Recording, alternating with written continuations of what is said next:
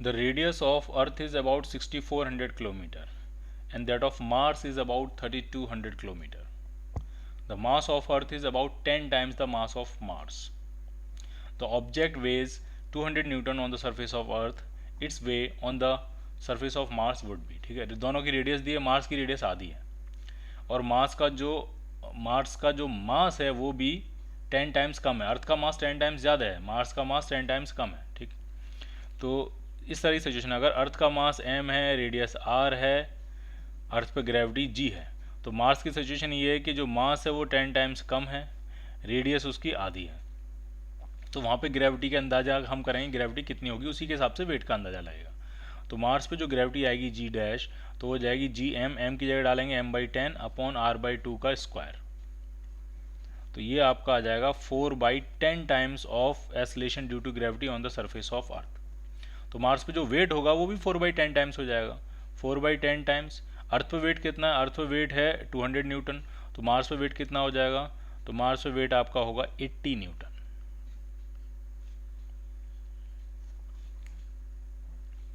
Infinite bodies, each of mass 3 kg, are situated at a distance 1 metre, 2 metre, 4 metre, 8 metre. ये GP है, 2 हर बार 2 से multiply होता जा रहा है। 8 के बाद आएगा 16 मीटर, फिर 32 मीटर, इस तरह से जाएगा ऑन एक्स एक्सिस। और आपको ग्रेविटेशनल फील्ड की स्ट्रेंथ, इंटेंसिटी बतानी है एट द ओरिजिन। ठीक, उसको ड्रॉ कर लेते हैं।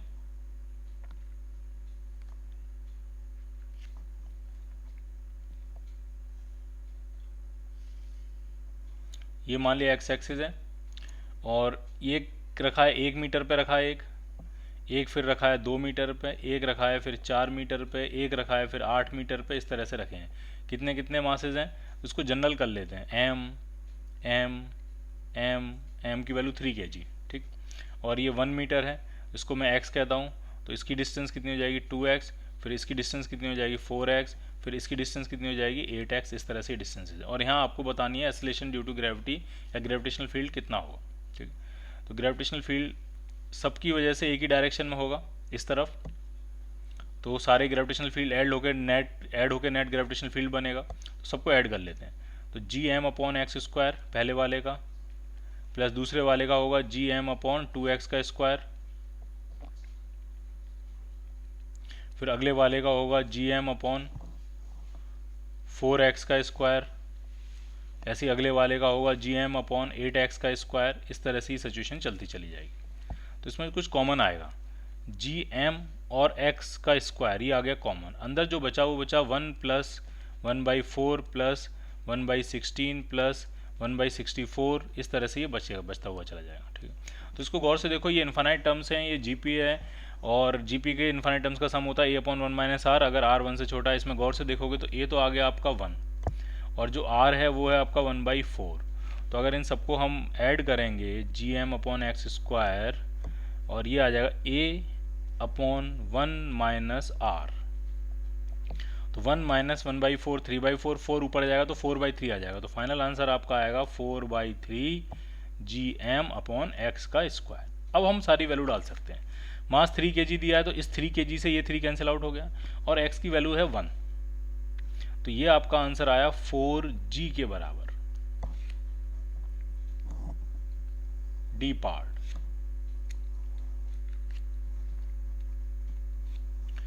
The magnitude of gravitational field at a distance r1 and r2 from the center of uniform sphere of radius r and mass m।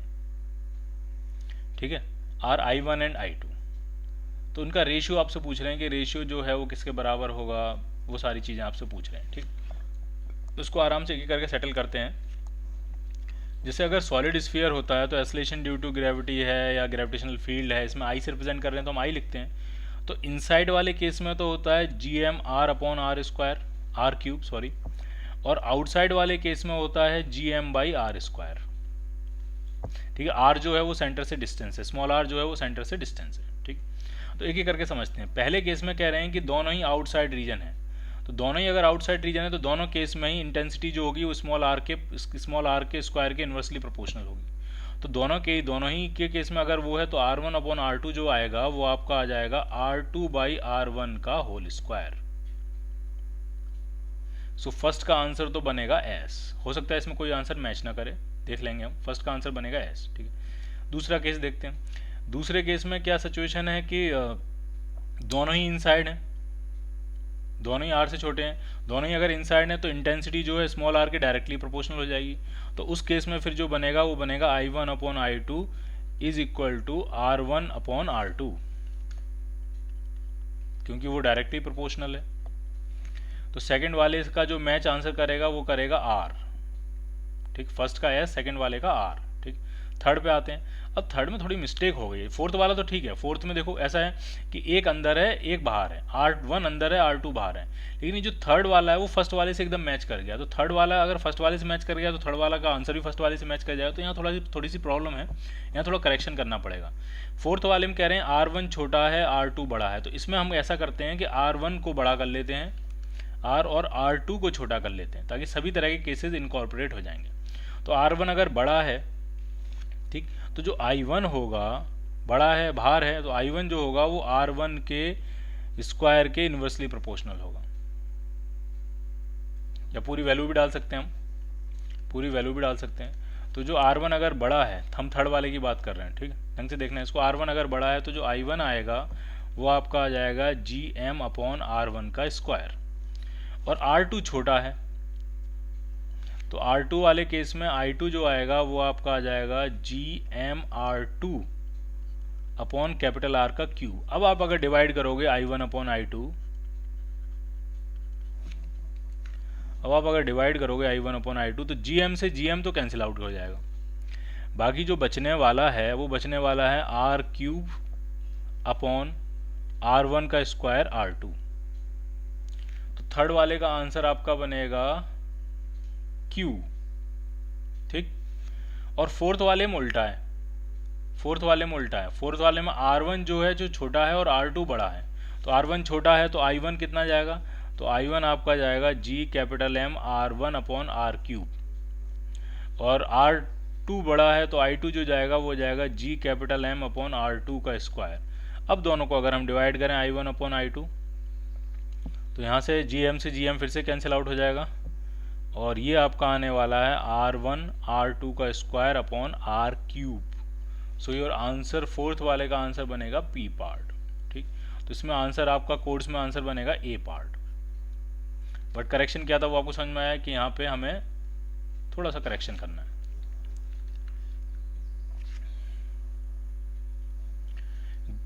There is no atmosphere on moon. Moon पे कोई atmosphere क्यों नहीं है? Moon पे atmosphere इसलिए नहीं है क्योंकि मून पे जो टेम्परेचर है उसके हिसाब से जो RMS वेलोसिटी है मॉलिक्यूल्स की, जो रूट मीन स्क्वायर वेलोसिटी है, वो वहाँ की एस के वेलोसिटी से ज़्यादा है। तो गैस के मॉलिक्यूल्स अगर हम वहाँ मून पे ले जाके छोड़ेंगे तो वहाँ पे इतनी ज़्यादा ग्रेविटी नहीं है कि उस एटमॉस्फेयर को वो सस्टेन कर पाए। वो जो एटमॉस्फेयर है वो यूनिवर्स में धीरे धीरे करके डिस्पर्स हो जाएगा, सारे के सारे मॉलिक्यूल्स मून को छोड़ के चले जाएंगे, क्योंकि मून पे ग्रेविटी जो है वो कम है, एस के वेलोसिटी मून पे कम है, और उसके टेम्परेचर के हिसाब से वहाँ पे जो RMS वेलोसिटी है वो ज़्यादा है, तो मून से गैस जो है वो एस्केप कर जाती हैं। हमारे अर्थ के एटमॉस्फेयर में भी एक ऐसी गैस है जिसकी RMS वेलोसिटी अर्थ की एस के वेलोसिटी से ज़्यादा है, और वो गैस है हाइड्रोजन। इसलिए अर्थ के एटमॉस्फेयर में हाइड्रोजन गैस नहीं मिलती। अगर हम हाइड्रोजन गैस यहाँ रिलीज भी करेंगे तो वो धीरे धीरे ड्रिफ्ट करके आउटर एटमॉस्फेयर में और एक्सोस्फीयर में, और धीरे धीरे वो अर्थ के एटमॉस्फेयर से बाहर ही चली जाएगी, ठीक। तो इसका आंसर क्या है? D part. A projectile is launched from the surface of Earth with a velocity less than escape velocity। अब एस्केप कर नहीं पाएगी, और एस्केप कर नहीं पाएगी तो उसकी जो टोटल एनर्जी है वो नेगेटिव ही रहेगी। टोटल एनर्जी नेगेटिव का मतलब होता है वो सैटेलाइट है वो बाउंड स्टेट में है, वो अर्थ के साथ बाउंडेड है, वो अर्थ को छोड़ के भाग नहीं सकती। अगर उसको एस्केप कराना है तो उसकी जो टोटल मैकेनिकल एनर्जी होनी चाहिए वो या तो पॉजिटिव होनी चाहिए या फिर एटलीस्ट 0 होनी चाहिए, ठीक है। अब उसकी नेगेटिव है, टोटल मैकेनिकल एनर्जी नेगेटिव है क्योंकि वो एस्केप कर नहीं पाएगी। So it's answer is B part।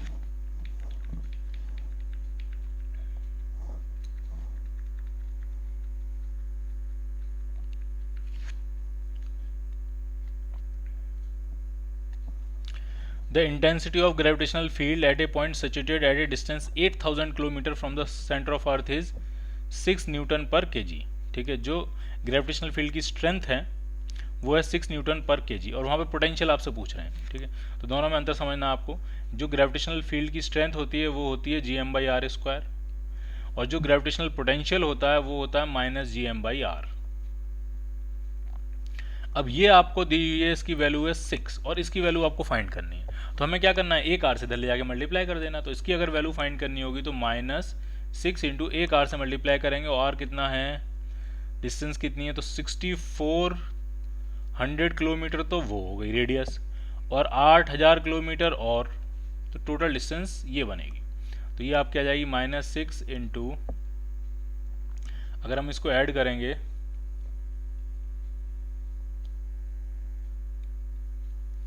Kilometre, thousands और मल्टीप्लाई कर लेते हैं, तो ये पूरी ऐसा यूनिट बन जाएगी आपकी, और इसकी होगी जूल पर केजी।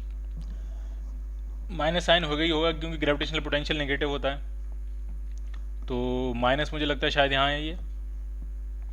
अब हमें सिर्फ मैग्नीट्यूड चाहिए, तो इसको आपको मल्टीप्लाई कर लेना है और आपको आंसर मिल जाएगा। ठीक है, 10 की पावर 7 तक तो मुझे समझ में आ रहा है, 1 2 3 4 5 6 यहाँ से और 7, अगर मैं यहाँ पॉइंट लगा दूँ तो 10 की पावर 7 तो मुझे समझ में आ रहा है। बाकी आपका जो बच रहा है वो 6 इंटू 1.44 बच रहा है, तो देख लेना मल्टीप्लाई करके। लग रहा है इसमें से कोई आंसर नहीं है, इसमें एक मिस्टेक हो गई। 8000 किलोमीटर जो दी है वो आपको सेंटर से ही दी है, तो आपको यहाँ ऐड करने की ज़रूरत नहीं है, डायरेक्ट 8000 से ही मल्टीप्लाई करना है। ठीक है, तो थोड़ा सा करेक्शन हो गया इसमें। सीधे जो डिस्टेंस है वो 8000 किलोमीटर आपको कहाँ से दिए, सेंटर से ही दिए, तो इंटू 10 की पावर 3, तो ये आपका आया 3 पावर ये हैं 4 5 6 और 7, तो 10 की पावर 7 ये हो गई, और 4.8 इंटू 10 की पावर 7, ठीक है, जूल पर केजी, ये बन जाएगा वहाँ का पोटेंशियल, और निगेटिव होगा। ग्रेविटेशनल पोटेंशियल क्या होता है, नेगेटिव, माइनस हम ये मान लेते हैं, तो आपका आंसर क्या बनेगा, सी पार्ट।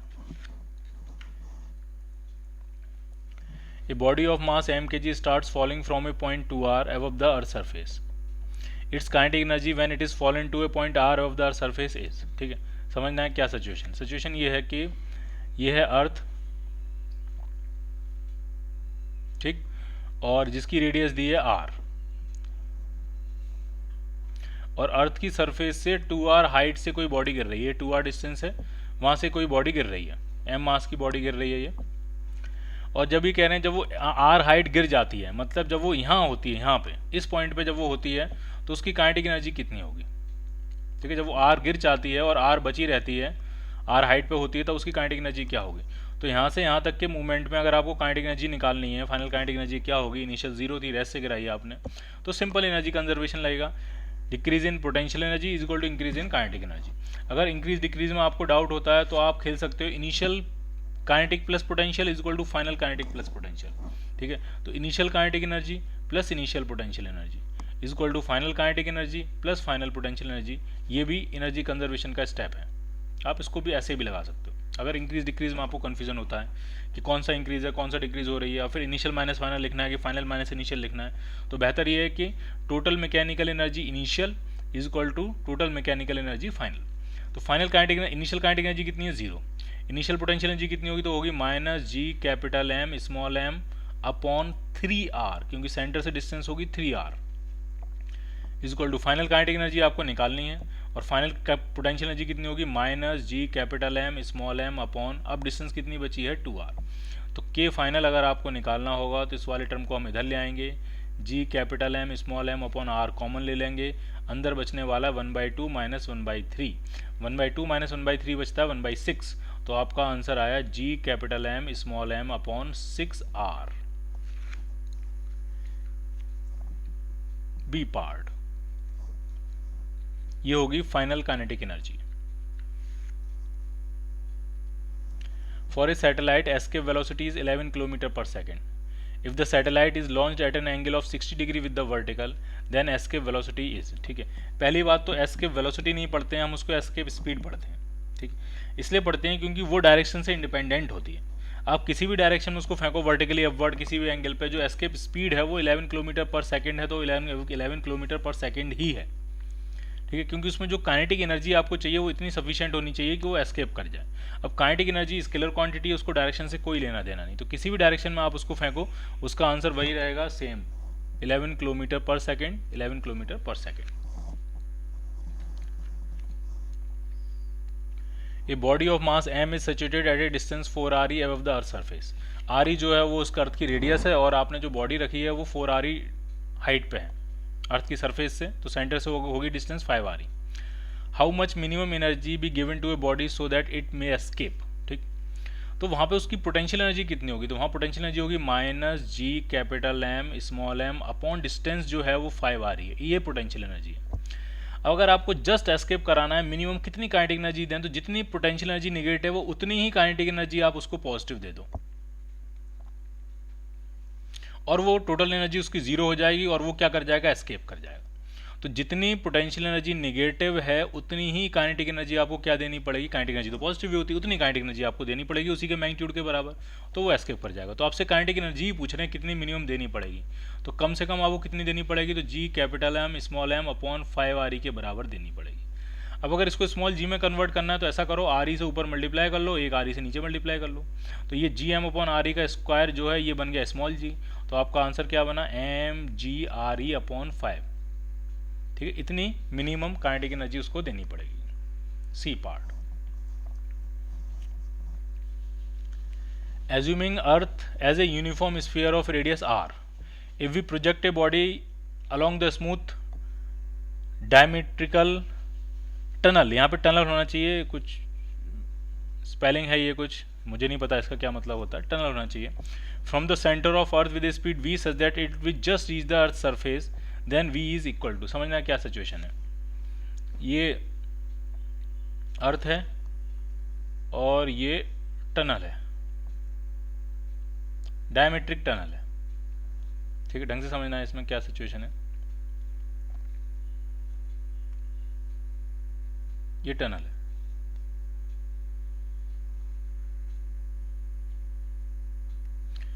ठीक, रेडियस r है और सेंटर से हम कितनी स्पीड से फेंक रहे हैं उसको v स्पीड से, ताकि वो कहाँ तक पहुंच जाए, अर्थ की सरफेस तक पहुंच जाए, तो v कितना होगा ये आपसे पूछ रहे हैं।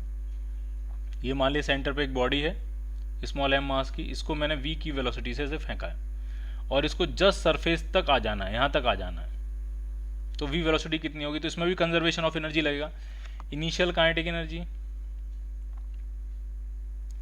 प्लस इनिशियल पोटेंशियल एनर्जी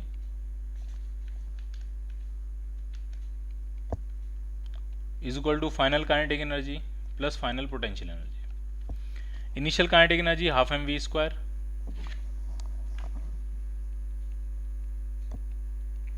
और पोटेंशियल एनर्जी का फॉर्मूला क्या लगेगा, at the centre of sphere, solid sphere, तो सॉलिड स्फीयर के सेंटर का जो पोटेंशियल होता है वो सरफेस का 1.5 गुना होता है, 3/2 टाइम्स, तो potential into mass potential energy बन जाती है।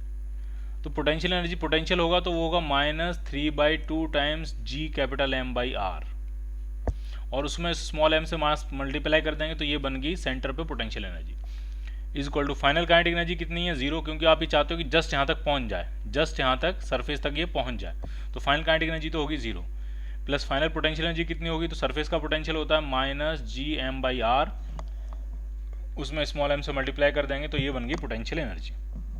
अब इसको थोड़ा सेटल करते हैं, तो हाफ mv स्क्वायर जो आपका आएगा वो आपका आ जाएगा half times Gm small m/r, क्योंकि ये 3/2 इधर आएगा प्लस 3/2 हो जाएगा और ये 1 है तो हाफ बचेगा, कैपिटल M स्मॉल m से स्मॉल m कैंसिल आउट, 2 से 2 कैंसिल आउट, तो जो v आपका आ रहा है वो आपका आ रहा है √Gm/r।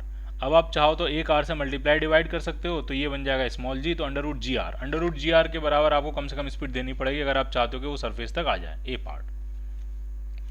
अब इसी क्वेश्चन में कह रहे हैं कि एस्केप स्पीड कितनी होगी सेंटर से, तो इसमें क्या फर्क पड़ेगा फॉर्मूले में वो आपको समझना है। एस्केप स्पीड का मतलब आपको इतनी स्पीड से फेंकना है ताकि इन्फिनाइट तक चला जाए, तो सिर्फ सरफेस तक नहीं आना है, कहाँ तक चले, जो फाइनल पॉइंट होगा वो इन्फिनिटी होगा, और फाइनल पॉइंट अगर इन्फिनिटी होगा तो इन्फिनिटी की जो पोटेंशियल एनर्जी होगी वो 0 हो जाएगी, तो यहाँ पे हम क्या डाल देंगे 0, तो सिर्फ चेंज सिर्फ इतना आने वाला है कि ये जो टर्म है इसकी जगह हम क्या डाल देंगे 0, और जब 0 डालेंगे तो ये पूरा टर्म इधर आ जाएगा, तो यहाँ आ जाएगा आपका 3, तो v अगर आप निकालोगे तो √3 टाइम्स Gm/r या फिर √3 टाइम्स स्मॉल gr के बराबर आएगा। अगर आपको एस्केप कराना है सेंटर से तो इतनी स्पीड आपको चाहिए होगी, सी पार्ट।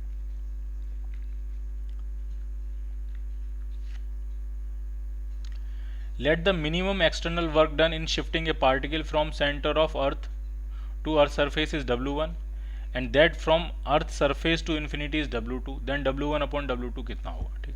किसको मूव करा रहे हो, मान लिया कोई स्मॉल पार्टिकल स्मॉल एम मास का, कहाँ से कहाँ मूव कराना वो सारी चीज़ें आपको समझनी है। मान लिया ये एक टनल है,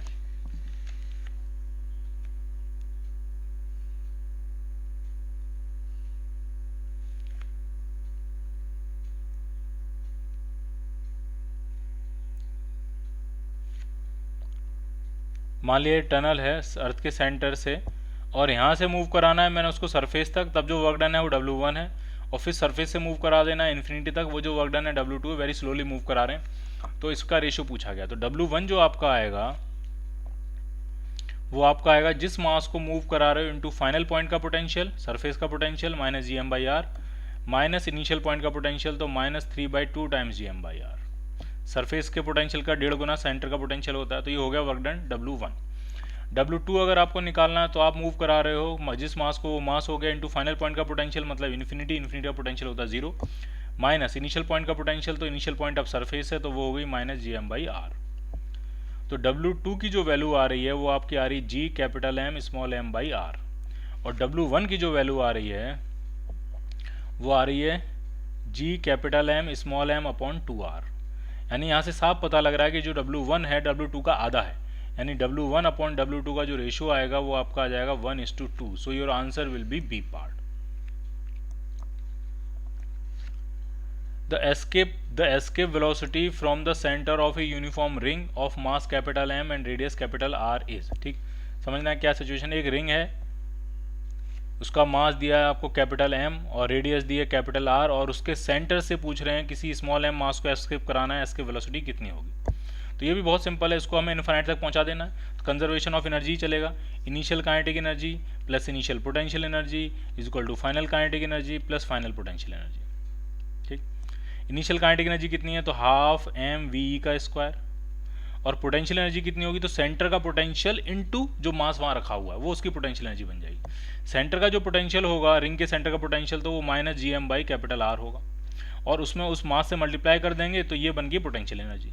और फाइनली आपको मरते मरते इस पार्टिकल इतनी तेज फेंकना है कि मरते मरते इन्फिनाइट तक पहुंच जाए, तो उसमें जो फाइनल काइनेटिक एनर्जी होगी वो कितनी होगी 0, और फाइनल पोटेंशियल एनर्जी भी कितनी होगी 0। तो यहाँ से अगर आप स्मॉल m कैंसिल आउट करके 0 में भेज दोगे तो जो एस्केप वेलोसिटी आपकी आएगी वो आपकी आएगी √2G कैपिटल M/r। तो ये बनेगी उसकी एस्केप वेलोसिटी।